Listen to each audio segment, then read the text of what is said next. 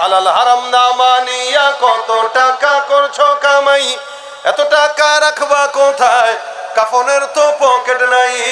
টাকা পয়সা লইয়া কি কেউ কবরে গেছে? টাকা পয়সা লইয়া কি কেউ কবরে গেছে? কি জবাব দিবি রে তুই আল্লাহর কাছে? ওরে মানুষ হইছ বেহুশ দুনিয়ার পিছে, কি জবাব দিবি রে তুই আল্লাহর কাছে? দুনিয়ারই মোহে পড়ে খোদাকে গেছো ভুলিয়া, জানো কি কবে কখন ছাড়তে হবে এই দুনিয়া? দুনিয়ারই মোহে পড়ে খোদাকে গেছো ভুলিয়া, জানো কি কবে কখন ছাড়তে হবে এই দুনিয়া? তোর পিছে মহা বিপদের সংকেত আছে, কি জবাব দিবি রে তুই আল্লাহর কাছে? ওরে মানুষ হইছ বেহুশ দুনিয়ার পিছে, কি জবাব দিবি রে তুই আল্লাহর কাছে? আল কোরআনের সৈনিক আমি, নেই তো কোনো ভয়, এক আল্লাহর গোলাম আমি, এই তো পরিচয়। এই পৃথিবীর সবই নকল, এই পৃথিবীর সবই নকল, আসল কিছুই নয়। এক আল্লাহর গোলাম আমি, এই তো পরিচয় আমার, এই তো পরিচয়। কোরআন হাদিস শাসনতন্ত্র রাসূল আমার নেতা, উৎসাহ মোর চির অম্লান ইতিহাস বীর গাথা। এক আল্লাহ ছাড়া আমার দিলে, এক আল্লাহ ছাড়া আমার দিলে নেই তো কারো ভয়। এক আল্লাহর গোলাম আমি, এই তো পরিচয় আমার, এই তো পরিচয়। আল কোরআনের সৈনিক আমি, নেই তো কোনো ভয়। এক আল্লাহর গোলাম আমি, এই তো পরিচয় আমার, এই তো পরিচয়। ঠিক কিনা? আল্লাহ বলেন এগুলো সব হলো হায়াওয়ান জানোয়ারের মতো, বালহুম আদল, বরং তার চাইতেও নিকৃষ্ট। হায়াওয়ান জানোয়ারের চাইতেও খারাপ কেমনে হয়? ভাই, গরু ছাগলের কি কোরআন শিক্ষা করা দরকার আছে? ওরা পড়ে মাদ্রাসায় আসে? আসে না। গরু ছাগলও কোরআন শিখে না, আমরাও কোরআন শিখি না। আল্লাহ বলেন সাওয়া, এরা বরাবর সব। বরং তার চেয়ে খারাপ কিভাবে হয়? এই এলাকার ভিতরে যত অন্যায়, অবিচার, দুর্নীতি, চাঁদাবাজি, সন্ত্রাসী, খুন, ধর্ষণ, অত্যাচার, ব্যবসায় 2 নম্বরই মানুষ করে না গরু ছাগল করে? এক বাক্যে আপনারা বলেছেন, কে করে? মানুষ করে। ব্যবসায় 2 নম্বরই গরু করে না, মানুষ করে। ধর্ষণ কুকুর করে না, মানুষ করে। আল্লাহ বলেন যেই কাজটা গরু, ছাগল, শুয়োর, হায়াওয়ান, জানোয়ার, কুকুর করে না, ওই কাজ তুমি করো, তুমি তো কুকুরের চাইতেও অধম। সুতরাং কোরআনের জ্ঞান যার নাই, ও কখনো কখনো কুকুরের চেয়েও অধম হয়ে যায়, শুধুমাত্র কোরআন না বুঝার কারণে। এজন্য আল্লাহর হাবিব বলেন তলাবুল ইলমি ফারিদাতুন আলা কুল্লি মুসলিম, প্রত্যেকটা মুসলমান নরনারীর জন্য আল্লাহর কোরআনের ইলম অর্জন করা কি? এটা আল্লাহ পাক রব্বুল আলামিন অনেক দামি জিনিস বানিয়েছেন, এটা ফরজ বান্দার জন্য। এই জন্য আল্লাহ বলেন হে রাসূল, কুল হাল ইয়াস্তাবিল্লাযীনা ইয়ালামুন ওয়াল্লাযীনা লা ইয়ালামুন, যারা কোরআনের জ্ঞান জানে আর যারা জানে না, তারা কখনো কি সমান হতে পারে? প্রশ্নের ভিতরে, সওয়ালের ভিতরে আল্লাহ পাক জবাবটাকে উজ্জ্বল রেখে দিয়েছেন। কখনো কখনো প্রশ্নের ভিতরে জবাব মিলে যায়।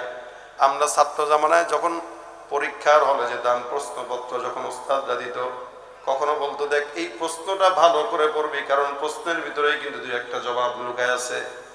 যে লোকটা দামি জ্ঞানী, ওই লোকটা প্রশ্ন থেকে জবাব বের করে নেয়। আল্লাহ পাকের এই প্রশ্নের ভিতরেই জবাবটা লুকানো আছে, বের করা অনেক সহজ। আমার আল্লাহ পাক রব্বুল আলামিন যারা বলেন, যারা কোরআনের ইলম যারা জানে, যারা জানে না, এরা কখনো সমান হতে পারে না। যার কারণে প্রত্যেকটা মানুষের জন্য কোরআনের ইলম অর্জন করা ফরজ। এ মুসলমান নবীর উম্মত, আল্লাহ রাসূল সাল্লাল্লাহু আলাইহি ওয়াসাল্লামের সাহাবী কারণে বলেন, হযরত আলী রাদিয়াল্লাহু তাআলা আনহু বলেন, লানা ইলমুন ওয়ালিল জুহালি মালুন, আল্লাহ পাক আমাদের উপর একটা বন্টন করেছে। যারা মূর্খ, জাহেল, যারা আমাদের শত্রু, ইহুদি নাসারা, আল্লাহ পাক তাদের জন্য দুনিয়ার সম্পদ দিয়েছেন। আর মুমিন ইমানদারদের জন্য আল্লাহ পাক তার ওহীর ইলম দান করে দিয়েছেন। সুবহানাল্লাহ। লানা ইলমুন ওয়ালিল জুহালি মালুন, আল্লাহ পাক রব্বুল আলামিনের এই বান্দা বলেন হযরত আলী বলেন আমাদের জন্য দ্বীনের ইলম আর জাহেলদের জন্য সম্পদ। দেখবেন এই কারণে উলামা একরাম নিজের টাকা খরচ করে দ্বীনের কাজ করে। মসজিদ মাদ্রাসা যতগুলা পরিচালনা হয় মাদ্রাসায় দেশে, আকসার মাদ্রাসাগুলো মুহতামিম সাহেবদের টাকায় তাদের কষ্ট মুজাহাদায় চলে। যদিও আপনারা সামান্য কিছু দান করেন, সহযোগিতা করেন, কিন্তু সারা বছর কিভাবে চলে একটা মুহতামিম স্যার এটা কেউ জানে না। লানা ইলমুন, আল্লাহর নবীর সাহাবী আলী রাদিয়াল্লাহু তাআলা বলেন আমাদের কাছে ইলমের দাম বেশি, যার কারণে এই ইলম টিকায় রাখতে যায় উলামা একরাম লক্ষ লক্ষ টাকা নিজের পকেট থেকে খরচ করে। আর ওয়ালিল জুহালি মালুন, যারা জাহেল, যারা দুনিয়াদার, তাদের জন্য আল্লাহ সম্পদ দিয়ে রেখেছেন, যার কারণে নির্বাচন আসার আগে দেখবেন 100 টাকার বিনিময়ে এই মানুষকে কিনা যায়। আছে না নাই? অসংখ্য মানুষ আছে আমাদের সমাজে নির্বাচনের আগে দেখবেন 100 টাকার এক কাপ চায়ের বিনিময়ে বিক্রি হয়ে যায়। 100 টাকাও লাগে না, কখনো এক কাপ চা দিলেই বিক্রি হয়। এ মুসলমান মনে রাখবেন, ইমান দামি জিনিস, ইলম দামি জিনিস। এটা টাকা দিয়া কিনা যায় না, নমিনেশন টাকা দিয়া খরিদ করা যায়, কিন্তু মুসলমানের ইমান আর ইলম কোনোদিন বাতিল টাকার বিনিময়ে খরিদ করতে পারে না, ঠিক কিনা? সামনে নির্বাচন আসতেছে, এই জন্য নিজেকে মূর্খ নাকি জ্ঞানী এটা সাব্যস্ত করবেন। যদি মূর্খ হয়ে থাকেন তাহলে 100 টাকা দিয়ে মিছিলে বিক্রি হয়ে যাবেন, আর জ্ঞানী যদি হয়ে থাকেন আপনার টাকা কোটি কোটি টাকা দিলেও কোনোদিন কেউ কারো সামনে মাথাকে বিক্রি করতে পারে না। আচ্ছা বলেন তো, আপনাদের এলাকায় একটা ছাগলের দাম কত? 2000-3000 দিয়ে ছাগল ফালি পরে কাকা আমাকে দিয়েন, আমিও নিয়ে ব্যবসা করব। 10,000 নিচে আসেনি ছাগল কাকা, খবর রাখে না তো। ছাগলের কেজি তো আছে 900-950 টাকা, গোস্তের কেজি, তাই না? আমরা ঢাকায় কিনি কত? 1150 এখন। সুবহানাল্লাহ, তাতে আমিও ভুল করলাম। আচ্ছা ধরলাম একটা ছাগল মিনিমাম ছোট হইলেও 10,000 টাকা। আচ্ছা বলেন এবার, একটা গরুর দাম তো 50-এর নিচে তো পাওয়া যায় না। 1 লাখ, 2 লাখ, 1.5 লাখ, অনেক দামি গরু এই দেশে আছে। এরপরেও মিনিমাম একটা গরু কিনতে গেলে 50,000 টাকা লাগে, একটা ছাগল কিনতে গেলে 10,000-12,000 টাকা লাগে। একটা মুরগি, একটা হাঁস কিনতে গেলেও 1,000 টাকা লাগে। কিন্তু আমাদের দেশের কিছু জাহেল গুলো আছে, এগুলার নির্বাচনের সময় 1,000 টাকা এগুলোর দাম উঠে না, 100 টাকা সর্বোচ্চ দাম। কথা বলেন ঠিক কিনা? যাদের হাতে যায় ক্ষমতা, দেশ যেন বাপের ভিটা, রাখতে চেয়ার শুরু করে বিদেশিদের পাচাটা। বিদেশিদের কথা মতো চালায় ওরা নিজের দেশ, দেখতে দেখতে গোল্লায় গেল আমার সোনার বাংলাদেশ। মুসলমানের দেশটা মোদের আছে খাতা কলমে, দোষের দোষী যে বাজারাই শাস্তি পায় যে আলেমে, ঠিক কিনা? মুসলমানের দেশটা মোদের আছে খাতা কলমে, দোষের দোষী যে বাজারাই শাস্তি পায় যে আলেমে। ওরা ইসলাম বেচে ক্ষমতাটা পাকাপোক্ত করে বেশ, ইসলাম বেচে ক্ষমতাটা পাকাপোক্ত করে বেশ, দেখতে দেখতে গোল্লায় গেল আমার সোনার বাংলাদেশ। কেউ দিল না সবাই নিল, আমরা যে কলুর বলদ, সারা বছর নেয় না খবর, নির্বাচনে খুব দরদ। কয় টাকা দরদ? কয় টাকা? 100 টাকা দিয়ে বিক্রি হওয়া যাবে? কেউ দিল না সবাই নিল, আমরা যে কলুর বলদ, সারা বছর নেয় না খবর, নির্বাচনে খুব দরদ। নির্বাচনের আগে নেতা ধরে কত রকম বেশ, দেখতে দেখতে গোল্লায় গেল আমার সোনার বাংলাদেশ। একে একে শেষ করেছি, সবার দেখা হইল শেষ, দেখতে দেখতে গোল্লায় গেল আমার সোনার বাংলাদেশ, ঠিক কিনা? তাহলে বলেন, মুমিনদের জন্য কি আছে? ইলম। আর মূর্খদের জন্য কি আছে? সম্পদ। কথাটা মুখস্থ করেন। মুমিনদের জন্য কি? জাহেলদের জন্য কি? মূর্খদের জন্য কি? আপনি কি মূর্খ হবেন নাকি আলেম হবেন? আলেমদের কাছে ইলমের দাম আছে, আর জাহেলদের কাছে টাকার দাম। কিন্তু ইলম দিয়ে কি করবো? আমার টাকা দরকার, টাকা দরকার, টাকা। এই জন্য হযরত আলী বলেন আমাদের জন্য ইলম, তাদের জন্য জাহেলদের জন্য টাকা পয়সা সম্পদ। তারা তাদের সম্পদ নিয়ে সন্তুষ্ট, আমরা আমাদের ইলম নিয়ে সন্তুষ্ট। হযরতে আবু হুরায়রা রাদিয়াল্লাহু তাআলা আনহু বর্ণনা করেন, নবী করিম সাল্লাল্লাহু আলাইহি সাল্লাম আমাকে একবার বললেন, হে আবু হুরায়রা, আমার কাছে গনিমতের মাল আছে, তুমি যদি চাও এই গনিমতের মাল থেকে তোমাকে কিছু দান করতে পারি। আল্লাহর নবীর সাহাবী আবু হুরায়রা ডাক দিয়ে বলেন, ইয়া রাসূলুল্লাহ, গনিমতের মাল আপনি আমাকে দিতে চান পয়গম্বর? আমার কাছে গনিমতের মালের চাইতে পয়গম্বর আপনার সিনার মধ্যে যে ইলম আছে ওই ইলমের দাম বেশি। সুবহানাল্লাহ। নবী, আপনি আমাকে গনিমতের মাল দরকার নাই, আপনার সিনার থেকে ইলমের যেই নূর আছে ওই নূর কিছু আপনি আমাকে দান করে দেন। আল্লাহর নবী ডাক দিয়া বলেন, হে আবু হুরায়রা, তুমি এই জায়গায় বসো। আমি এই জায়গায় বসলাম। নবী এক পাশে, আমি আরেক পাশে, মাঝখানে একটা চাদর বিছাইতে বললেন। আমি পয়গম্বরের কথা অনুযায়ী আমার গায়ের চাদরটাকে মাঝখানে বিছাই দিলাম। আবু হুরায়রা রাদিয়াল্লাহু তাআলা আনহু বলেন, নবী করিম সাল্লাল্লাহু আলাইহি সাল্লাম যখন আমাকে বললেন চাদর বিছানোর জন্য, চাদরটা বিছাইলাম। নবী তারপরে কি যেন পড়লেন, তারপরে আমাকে আবার বললেন, চাদরটা তুমি একটু নাও, এটাকে বাস করে তোমার সিনার সঙ্গে জড়ায় ধরো। আল্লাহ পাক রব্বুল আলামিনের হাবিব যখন আমাকে বললেন, চাদরটা আমি বাস করলাম, তারপরে আমার সিনার সঙ্গে জড়ায় ধরলাম। আল্লাহর কসম করে বলছি, সেদিন থেকে আমি আবু হুরায়রার কলবের মধ্যে আল্লাহ পাক রব্বুল আলামিন ইলমের গভীরতা আর নূর দান করে দিয়েছে। সিনাত থেকে সিনা আল্লাহ পাক রব্বুল আলামিন কোরআনের ইলম অর্জন করায় দেয় বান্দাকে। দুনিয়ার কোনো ইলম এরকম দামি নাই যে ইলমটা সিনাত থেকে সিনা। দুনিয়ার ইলম এরকম দামি নয় যে ইলমটা পড়ার জন্য সওয়াব হয়। দুনিয়ার ইলম এমন কোনো দামি না যেটা ধরতে গেলে ওযু লাগে, কিন্তু কোরআনের ইলম এমন দামি, আল্লাহ পাক বলেন, লা ইয়ামাসসুহু ইল্লাল মুতাহহারুন। এই কোরআন ধরতে গেলে ওযু লাগবে, পবিত্রতা লাগবে। পবিত্রতা ছাড়া কোরআন ধরা যায় না। অঙ্ক, ইংরেজি, বাংলা যা পড়েন এগুলোর মধ্যে পড়লে সওয়াব নাই। কোরআন তেলাওয়াত করলে আল্লাহর নবী বলেন একটা অক্ষরে 10টা করে নাকি। আল্লাহ পাক রব্বুল আলামিন এটাকে এমন দামি বানাইছেন যেটা আল্লাহ পাক রব্বুল আলামিন সবার সিনায় দেয় না। দুনিয়ার জমিনে কত মানুষ আছে যারা ইঞ্জিনিয়ার হয়, ডাক্তার হয়, দেখবেন 30-35 বছর লাগায় ডাক্তার হয়।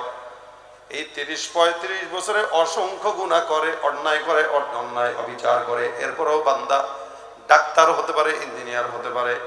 কিন্তু কোরআনটা এমন দামি কোরআন, এটা সবার অন্তরে যায় না। যাদের সিনার ভিতরে আল্লাহ দেয় হাফেজে কোরআন, এই হাফেজে কোরআনের সিনা পরিচ্ছন্ন থাকার কারণে আল্লাহ পাক 10-12 বছরের ভিতরেই তাদেরকে হেফজ সম্পূর্ণ করায় দেন। কোন হাফেজকে আপনারা দেখবেন না যে সে 40 বছরে হাফেজ হয়েছে। কোন হাফেজকে দেখবেন না যে 30 বছরে হাফেজ হয়েছে। কেন জানেন? বয়স যত বাড়ে তার গুনার বোঝা তত বাড়ে।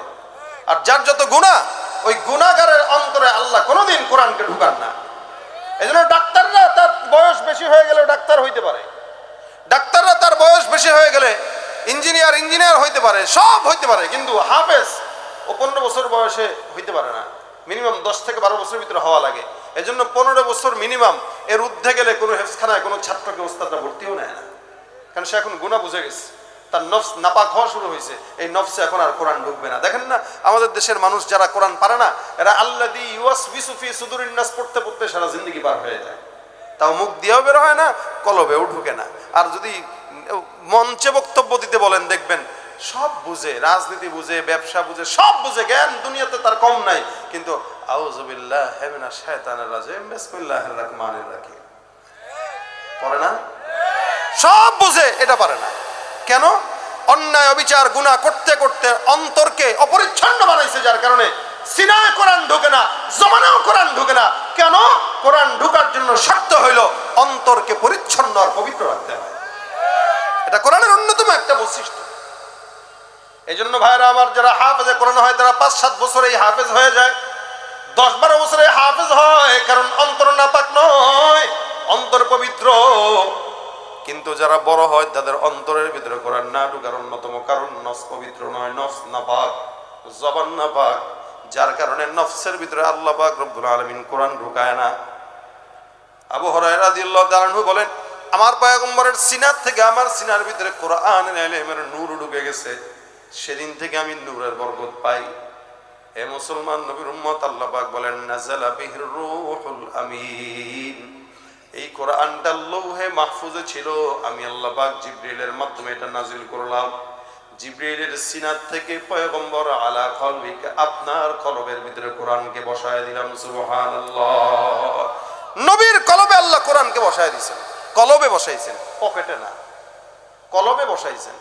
যেটা পকেটে থাকে, ঝুলন্ত থাকে, হাতে থাকে, এগুলো চুরি হয়। আর কলমে যেটা থাকে ওটা দুনিয়ার কেউ চুরি করতে পারে না। ওটার জিম্মাদারি কার কাছে? এজন্যই যত পূর্ববর্তী কিতাবগুলো আছে, প্রত্যেকটা কিতাব নবীদের হাতে আল্লাহ ধরায় দিয়েছেন। মূসাকে আল্লাহ পাক হাতের ভিতরে কিতাব ধরাইলেন, আল্লাহ পাক ঈসা নবীকে হাতের ভিতরে কিতাব ধরাইলেন, দাউদ নবীকে কিতাব হাতে ধরাইলেন। সব নবীদেরকে দিয়া বললেন, তোমাদের কাছে দায়িত্ব, এটা তোমরা হেফাজত করবা আর সুন্দর করে আমল করার জন্য উম্মতকে উদ্বুদ্ধ করবা। সমস্ত কিতাব যতদিন তোমরা থাকবা ততদিন থাকবে। এখনো পর্যন্ত তাওরাত, জাবুর, ইনজিল আছে, কিন্তু 1 নাম্বারটা নাই, সব 2 নাম্বার। ইহুদিরা বিকৃত করে ফেলছে, নাসারারাও বিকৃত করে ফেলছে। কারণ আল্লাহর জিম্মায় দায়িত্ব নাই, নবীর জিম্মাদারিতে দিয়ে দিয়েছিলেন। কিন্তু কোরআনটাকে আল্লাহ পাক রব্বুল আলামিন যখন নাজিল করেন, আল্লাহ পাক রব্বুল আলামিন বলেন, ইন্না নাহনু নাযালনা যিকরা ওয়া ইন্না লাহু লাহাফিজুন। আল্লাহ পাক রব্বুল আলামিন বলেন, কোরআনটা নাজিল করলাম আমি আল্লাহ, আর এই কোরআনের হেফাজতের দায়িত্ব নিয়ে নিলাম আমি আল্লাহ পাক রব্বুল আলামিন নিজেই। সুবহানাল্লাহ। যেই জিনিসের জিম্মাদারি আল্লাহর কাছে যায়, দুনিয়ার কোন মানুষের কি সাহস আছে ওই জিনিস বিকৃত করার? এ কারণে 1000 বছর হয়ে গেছে, একটা নোকটাকে কেউ উপর থেকে নিচে নামানোর যোগ্যতা কারো হয় নাই। কিয়ামত পর্যন্ত সময় দিয়ে দিলাম, ওয়াদউ শুহাদাকুম মিন দুনিল্লাহি ইন কুনতুম সাদিকিন। বাপ দাদা 14 গোষ্ঠীকে ডাক দাও, আল্লাহর কোরআনের মোকাবেলা অতীতে কেউ পারে নাই করতে, ভবিষ্যতেও পারার সম্ভাবনা নাই। এটা কোরআন আল্লাহর জিম্মায়, কারণ এটা আল্লাহ পাক রব্বুল আলামিনের নিজের গবেষণার ফল, আল্লাহর লিখিত কিতাব। মানুষের গবেষণা ভুল হয়, আল্লাহর গবেষণা ভুল হওয়ার সুযোগ নাই।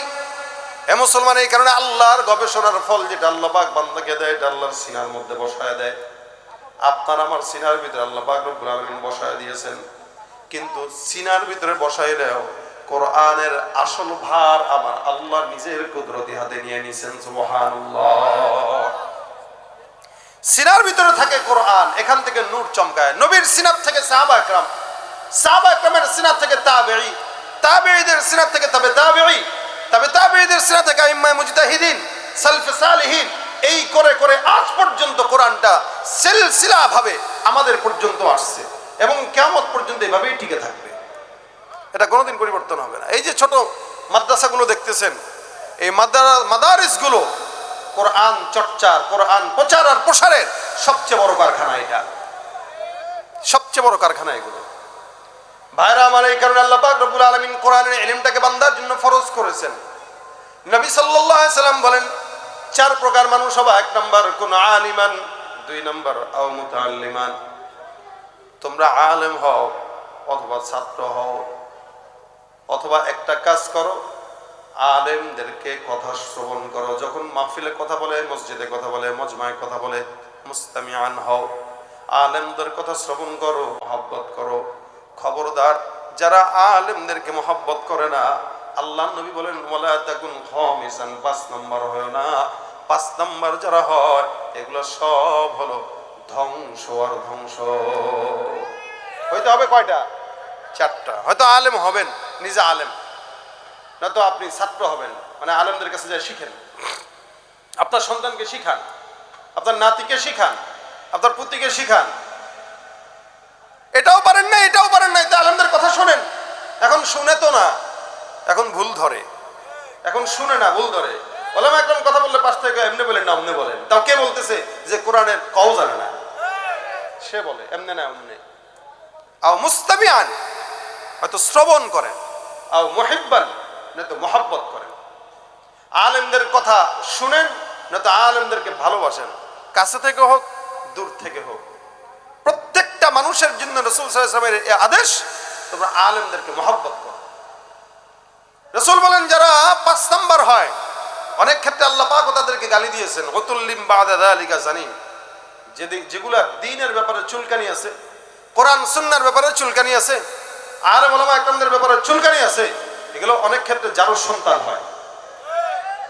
আর একটু ব্যাখ্যা করে বলি, ইমাম হযরত আবু হানিফা রাহমাতুল্লাহ আলাইহি উনি একবার একটা ফিকহি মসনদে বসা মজমায়, ওনার সাথে ওনার কিছু গ্রামের লোক ছিল, ওলামা একরামরা ছিল, একসাথে বসা এলাকায় পাশে কিছু যুবকেরা মাঠে খেলাধুলা করতেছে।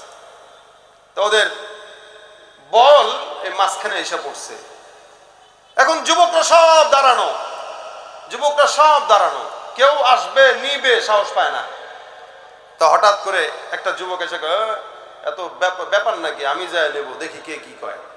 হ্যাঁ, মাঝখান দিয়ে এসে লাভ দিয়া মাঝখান থেকে বলটা নিয়ে দৌড় মারছে। ইমাম আযম আবু হানিফা বলতেছে, এই যেটা গেছে মাত্র বলটা নিয়ে, এটা জারুর সন্তান, ওর জন্ম ঠিক নাই। পাশ থেকে ওলামা একরাম বলে, হুজুর কি বললেন, একটা মানুষের ব্যাপারে এরকম বলে ফেললেন।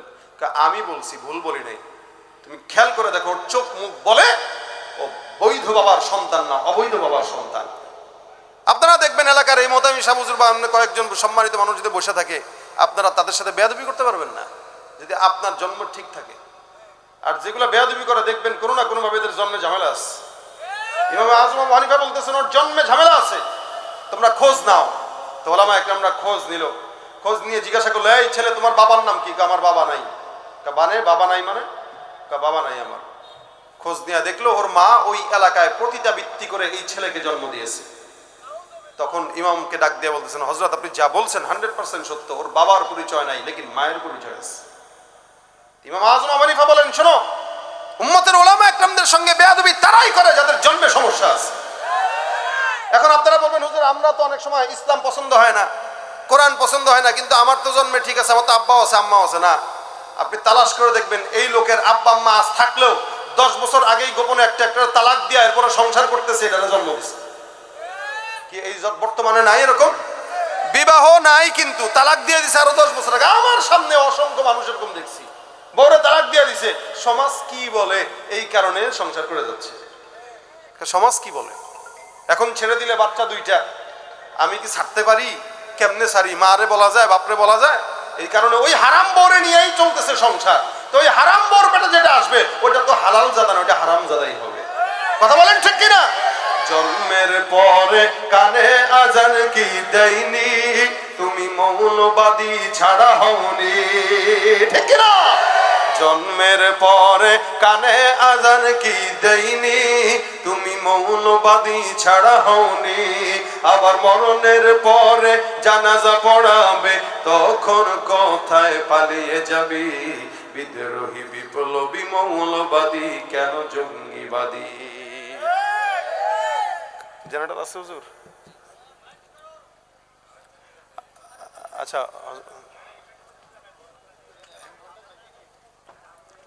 কালেকশনটা কি এই যে ছাদের জন্য হবে? মানে উপস্থিত বাকি না? আচ্ছা, আলেম বিদ্বেষী হব না ইনশাআল্লাহ। আল্লাহ পাক আমাদেরকে আলেমদের মহব্বত করার তৌফিক দান করো। ভাই, আমাদেরকে মহব্বত আপনারা আমাদের কারণে করবেন না, কোরআনের কারণে করবেন। একটা স্বর্ণ মানুষ বিক্রি করে পলিথিন দিয়া না, স্বর্ণ বিক্রি করে স্বর্ণের আলাদা বক্সের দাম স্বর্ণের কারণে, বক্সের কারণে না। আমরা বক্স, যাদের ভিতরে আল্লাহ কোরআন দেয় তারা বক্স, দাম বক্সের কারণে না, বরং কোরআনের কারণে। আমার কোনো দাম নাই, কিন্তু আল্লাহ সিনায় কোরআন দিয়েছেন, যার কারণে আপনারা আমাকে সম্মান করেন। এই জন্য আল্লাহর কোরআন যেখানে থাকবো ওখানে সম্মান করব। ঘরে থাকলে ওই ঘরকে সম্মান করব। আল্লাহর কোরআন কোনো পরিবারে থাকবে, পরিবারকে সম্মান করব। আল্লাহর কোরআন কোনো ব্যক্তির হৃদয়ে থাকবে, হৃদয়কে সম্মান করব। আল্লাহর কোরআন যে দেশের সংসদে থাকবে, ওই দেশের সংসদকে সম্মান করব, ভালোবাসবো ইনশাআল্লাহ।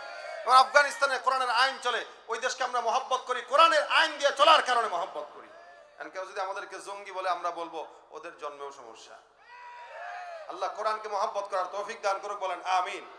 ভাইরা আমার, আজকের এই প্রতিষ্ঠান মাদ্রাসা, কোরআনের মাদ্রাসা, মহব্বতে আপনাদের সন্তানদেরকে মাদ্রাসায় দিবেন। আপনার ছেলেটা যেন আলেম হয়। রাসূল সাল্লাল্লাহু আলাইহি ওয়াসাল্লাম বলেছেন, সবচেয়ে সৌভাগ্যবান সে যার মরণের পরে নেককার সন্তান রেখে যেতে পারে। একটা আলেম সন্তান রেখে যাওয়া এটা অনেক বড় ভাগ্যের বিষয়। আমি আপনাদের কাছে মহব্বতের দাবি থেকে একটু আবদার করব। এই প্রতিষ্ঠানের কাজ চলতেছে, এখানে বিল্ডিং এর কাজ চলতেছে, ওই যে ঘরগুলো দেখছেন আপনারা, আমি ঢোকার সাথে সাথে মোতায়েম সাহেবকে বলতেছিলাম যে এখনো কি এরকম প্রতিষ্ঠান বাংলাদেশে আছে যে যেখানে এইভাবে জীর্ণ শীর্ণ ঘর, বাচ্চারা পড়তেছে, শীতের কি মুহূর্ত অবস্থা। আপনারা তো দেয়ালের ঘরে থেকে কম্বল 2-3টা মুড়ি দিয়েও তো শীত কভার করতে পারেন না, সেখানে এরকম জীর্ণ শীর্ণ ঘরে এই ওলামা একরামরা পড়ে থাকে, দিনের চর্চা করে, কতটা কষ্ট হয়। আপনারা যদি একটু হরকত করেন, এই বিল্ডিংটা এখানে দাঁড়ায় গেছে, আর একটু কাজ বাকি, তো দেখা যাবে এই আপনাদের ভালোবাসায় বিল্ডিংটা যদি পোলাপান ছাত্ররা উঠতে পারে, এদের সারা জিন্দেগির সোয়াবগুলো আপনাদের আমলনামায় পৌঁছতে থাকবে। আমি একটু দেখতে চাই কোরআনকে মহাব্বতের উসিলায় কোন ভাই আছেন। আলহামদুলিল্লাহ, আজকের বিশেষ অতিথি ইঞ্জিনিয়ার মোহাম্মদ আলমগীর হোসেন, ব্যবস্থাপনা পরিচালক, প্রাইম পাওয়ার সলিউশন লিমিটেড। উনি মাত্র বিকাশের নগদ 10,000 টাকা পাঠিয়ে দিয়েছেন মাদ্রাসার জন্য। বলেন আলহামদুলিল্লাহ। আল্লাহ কবুল করুক, বলেন আমিন। জানে মালে বরকত দান করুক, বলেন আমিন। আর কে আছেন? ইঞ্জিনিয়ার ভাই শুরু করে দিয়েছেন, এখন যারা দিবেন ওনার দেখা দেখি আল্লাহ পাক সওয়াব ওনাকেও দিবে। একটু দেখি তো, হাতটা একটু উঠান, কে আছেন যে আজকের মজমা একটু দান করবেন, আল্লাহ পাক কবুল করবে ইনশাআল্লাহ। একটু বলেন মাশাআল্লাহ। কি নাম? হযরত আলী ভাই 5,000, 10,000। আল্লাহ কবুল করুক, আমিন। জানে মালে বরকত দান করুক, নেক হায়াত দান করুক, আল্লাহ ব্যবসায় বরকত দান করুক। আর কে আছেন? আর কে আছেন? 10,000 টাকা করে প্রতিষ্ঠানে যদি দেন ইনশাআল্লাহ আপনাদেরকে শেষে একটা গজল শোনাবো। শুধু তাই না, আপনাদের জন্য গজলের বইও আছে গাড়িতে রাখা। অনেকে গজল চর্চা করতে চায়, পারে না, তাদের জন্য গাড়িতে বই রাখা আছে, তারা ওখানে সংগ্রহ করবেন। বাউল টাউলদের গজল না গান না শুনে ইসলামী সংস্কৃতির চর্চা করবেন। এটা হাসান বিন সাবিতের উত্তরসূরিদের কাজ, আমরা সেই নিয়তেই করি। আল্লাহ যদি বরকত দান করে। এরপরে বলেন কে আছেন প্রতিষ্ঠানের জন্য 10,000 টাকা দিবেন? কে আছেন? অথবা 2 ব্যাগ সিমেন্ট দিবেন, 10 ব্যাগ সিমেন্ট দিবেন, রড দিবেন, ইট দিবেন।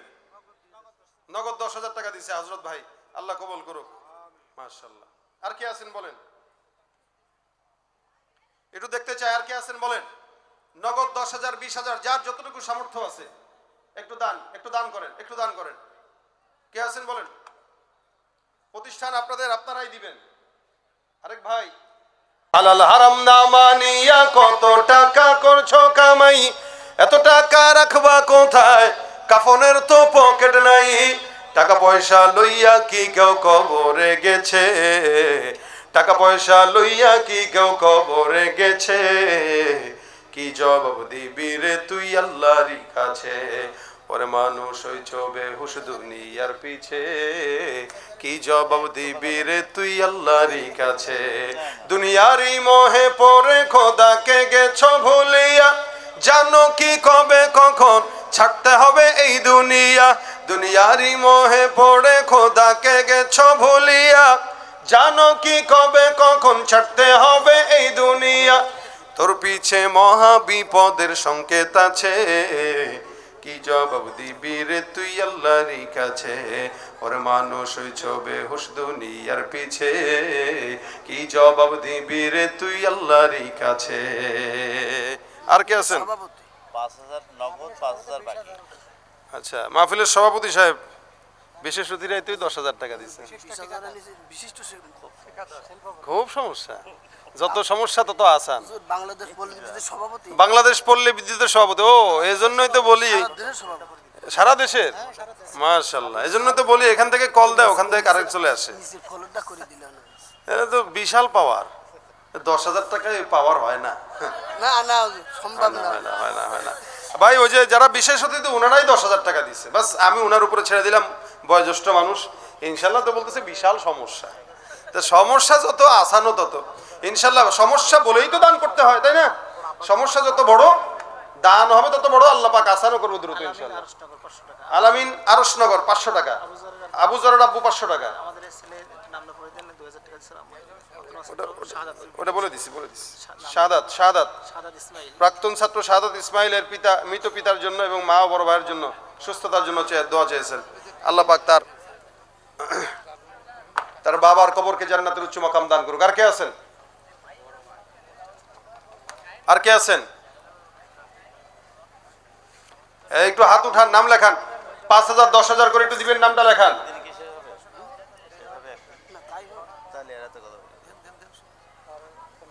আর কে আছেন বলেন?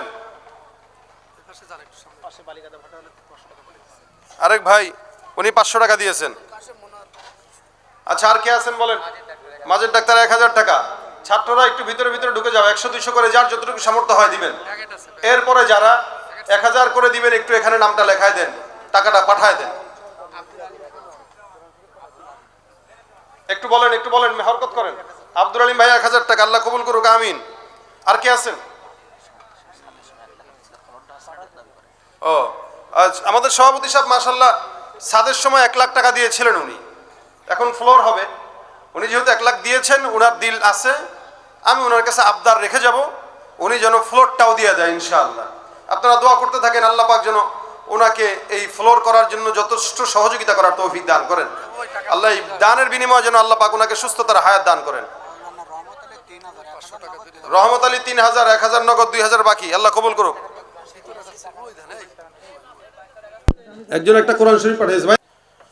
জলিলিল কদরি রফিউদ যিকরি মুতাইল আমরি জলিল বুরহান ونشهد أن لا إله إلا الله وحده لا شريك له ونشهد أن سيدنا وسندنا وحبيبنا وحبيب ربنا وطبيبنا وطبيب قلوبنا ومولانا محمدا عبده ورسوله صلى الله عليه وعلى آله وأصحابه وبارك وسلم تسليما كثيرا كثيرا الذي أرسله الله تعالى بالحق بشيرا ونذيرا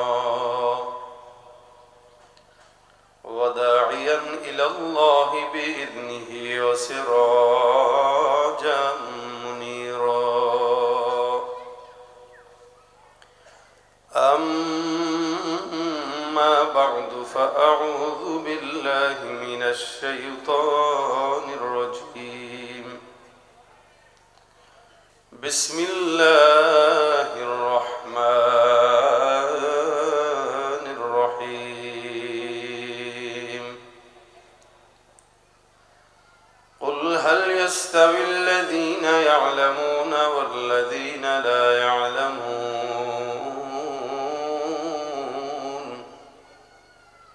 إنما يتذكر أولو الألباب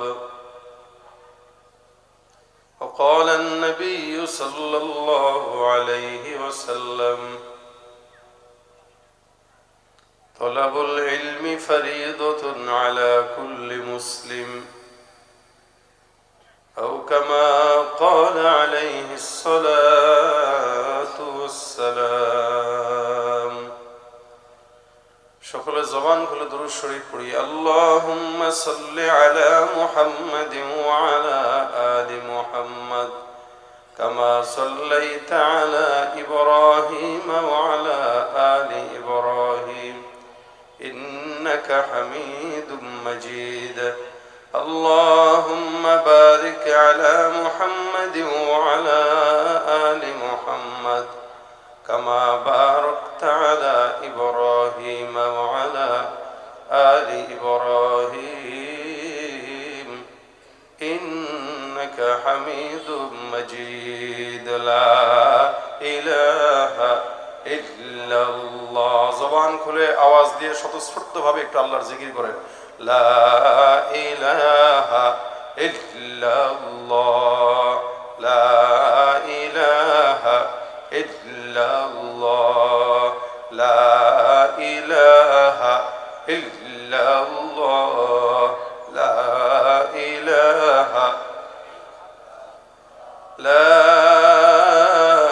إله إلا الله محمد رسول الله صلى الله عليه وسلم الحمد لله আল্লাহ পাক রব্বুল আলামিনের দরবারে অসংখ্য শুকর ও সুজুদ যে রব্বুল আলামিন আজকের দিনই মজমায় আমাদের সকলকে একত্রিত হয়ে আসার বসার তৌফিক এনায়েত করেছেন। কালিমাতুশ শুকর আদায় করি, জবান খুলে সকলে বলি আলহামদুলিল্লাহ। মুখতাসার সময় মাগরিবের আগ পর্যন্ত আপনাদের সামনে 2-4টা মুযাকারা করব। আল্লাহ পাকে অল্প সময় বারাকা দান করুক, যা বলবো শুনবো, বোঝার, আমল করার, শোনার তৌফিক দান করুক, বলেন আমিন। ছাত্ররা একটু বসে যাও, কেউ দাঁড়িয়ে না থাকে।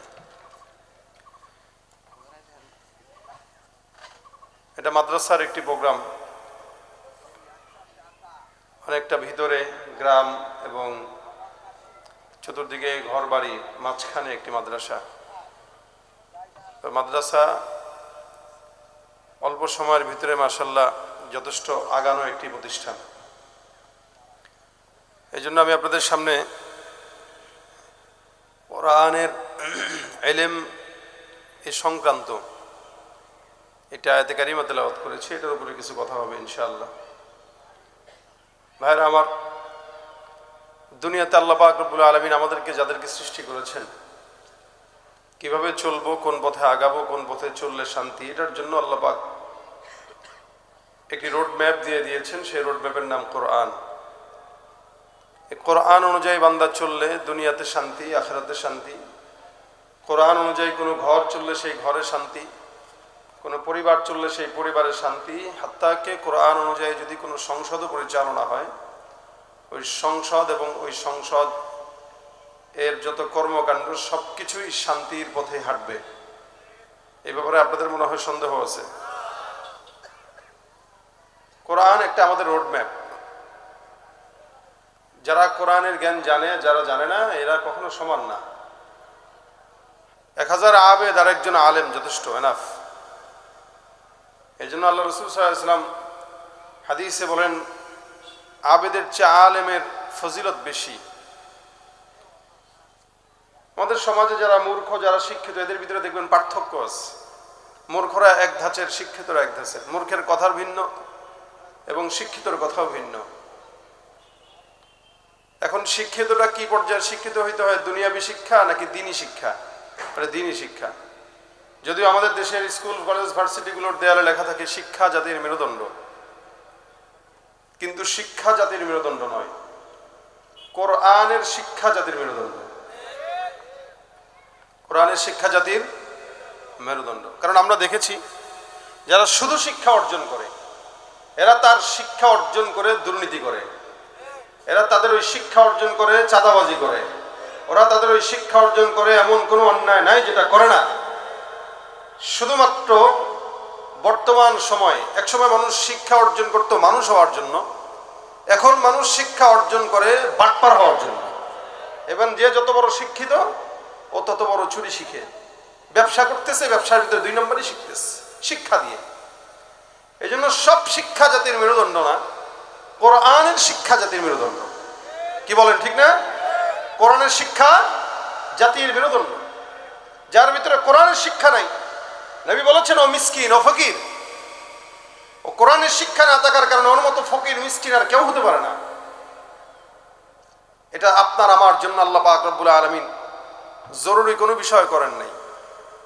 ডাক্তার যেমন হওয়া জরুরি, ইঞ্জিনিয়ার হওয়া জরুরি, এটা দরকার। সমাজে চলতে গেলে ডাক্তার হওয়া দরকার, সমাজে চলতে গেলে কিছু মানুষকে ইঞ্জিনিয়ার হওয়া দরকার, সমাজে চলতে গেলে কিছু মানুষকে ভালো ব্যবসায়ী হওয়া দরকার, সমাজে চলতে গেলে কাউকে ম্যাজিস্ট্রেট হওয়া দরকার, কাউকে প্রশাসন হওয়া দরকার। এগুলো জরুরি। এটা হইলে চলে, হইলে ভালো, না হইলেও চলে। কিন্তু কোরআনের ইলম অর্জন করা জরুরি কোনো বিষয় নয় যে হইলে চলে, না হইলে ভালো, না হইলে ভালো, না হইলে চলে, এরকম না। বরং কোরআন আর হাদিসের ইলম অর্জন করা প্রত্যেকটা মুসলমান নর নারীর জন্য ফরজ। কি বলেন? জরুরি না, কি ফরজ। জরুরি এক জিনিস, ফরজ এক জিনিস। কোরআনের ইলম অর্জন করা প্রত্যেকটা মুসলমানের জন্য ফরজ। এই জন্য যাদের ভিতরে কোরআনের জ্ঞান থাকে ওরা, আর যাদের ভিতরে না থাকে ওরা কখনো সমান হতে পারে না। কোরআনের জ্ঞান যার ভিতরে নাই, ও হাজারো অন্যায় করতে পারে, ওর দেমাগে লাগে না। আর যার ভিতরে কোরআনের জ্ঞান আছে, ও অন্যায় করলেও দেমাগে লাগে, ও বুঝে শুনে করে। অথবা ও করার পরেও আল্লাহ পাকের কাছে মাফ চাওয়ার প্রয়োজনীয়তা অনুভব করে, শুধুমাত্র কোরআন তাকে বিবেকে বাধা দেয়। আর যার ভিতরে কোরআন নাই, ওর যেমনি মন চায় এমনি চলে, ওর হালত শুয়োর হায়াওয়ান জানোয়ারের হালতের মতো অবস্থা হয়। এই জন্য আল্লাহ বলেন কিছু কিছু মানুষ আছে, লাহুম কুলুবুল লা ইয়াফকাহুনা বিহা ওয়া লাহুম আ'য়ুনুল লা ইউবসিরুনা বিহা ওয়া লাহুম আযানুল লা ইয়াসমাউনা বিহা। তাদের কলব আছে, কলব দিয়া বুঝে না, অনুধাবন করে না। ওয়া লাহুম আ'য়ুনুল লা ইউবসিরুনা বিহা, চক্ষু আছে লেকিন দেখে না। কিছু মানুষ আছে চোখ থাকার পরেও দেখে না। গরুর চোখ আছে, কিন্তু আপনারা যদি হাঁটতে দেন দেখবেন ক্ষেতের মাঝখান বরাবর ধরে হাঁটবে, আইন ধরে হাঁটবে না, ও বুঝে না কোন জায়গা দিয়ে হাঁটতে হয়। আলাহুম আযান লা ইয়াসমাউনা বিহা, কান আছে, শ্রবণ শক্তিও আছে, লেকিন শ্রবণ শক্তি দিয়ে কি করে না, কথা বলে না এরা। আপনারা যেই কোয়ালিটির শ্রোতা, আমার বয়ান সেই কোয়ালিটির হবে, আগেই বলে দিলাম। আপনারা যদি চুপচাপ কবরস্থানের নীরবতা পালন করেন, আমিও কবরস্থানের মতো নিরিবিলি ওয়াজ করে চলে যাব। কারণ আমাদের এই প্রতিদিন একাধিক প্রোগ্রাম, আমাদের এত জুত নাই শরীরে যে আপনাদেরকে খোঁচায় খোঁচায় কথা বলাবো। আপনারা যেরকম দিবেন আমি আপনাদেরকে সেরকম ডেলিভারি দিব।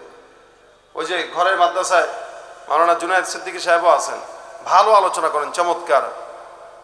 মাগরিবের পরে সে আলোচনা করবে আপনাদের সামনে। এভাবে চুপচাপ বসে থাকলে সবার আলোচনা এরকমই হবে। আর যদি মনে করেন না ঢাকা থেকে কষ্ট করে আসছি, আমার থেকে কিছু ওয়াজও শুনবেন, কিছু গজলও শুনবেন, তাহলে আপনাদেরকে আপনাদের স্বতঃস্ফূর্ত সর্বোচ্চ জবাবটা দিতে হবে আমার সাথে। দিলে তারপরে শুনবেন, না দিলে আমি এক ধাঁচে আলোচনা করে চলে যাব। আমার একটুও বাধা লাগবে না বিবেকে, কারণ জনগণ যেমন আমিও তেমন। এখন আপনারা এই ঠিকটা কি আস্তে ধীরে দিবেন না জোরে দিবেন, এটা আপনাদের হিসাব। না দিলে আরো ভালো, আমি বেঁচে গেলাম। খালি হাসে, হ্যাঁ হ্যাঁ খালি হাসে। কোরআন এটা আমাদের জন্য জরুরি না ফরজ? বলেন, আওয়াজ ধরে বলেন কি ফরজ? এটা কি আমার জন্য না আপনার জন্য? সবার জন্য। কার জন্য? কারণ কোরআন না থাকলে মানুষকে মানুষ বলা যায়? যার ভিতরে কোরআন নাই ওর হালত গরু, শুয়োর, কুকুর, বিড়াল, জানোয়ারের মতো। এদেরও চোখ আছে, এরা দেখে না। কিছু মানুষ আছে চোখ আছে, চোখ দিয়ে আল্লাহর কোরআন দেখবে না, কিন্তু বেগানা নারীর দিকে ঠিকই দেখবে। কান আছে, কান দিয়ে আল্লাহর কোরআন শুনবে না, বাউলের গান শুনবে। বুদ্ধি আছে, বুদ্ধি দিয়ে ইসলাম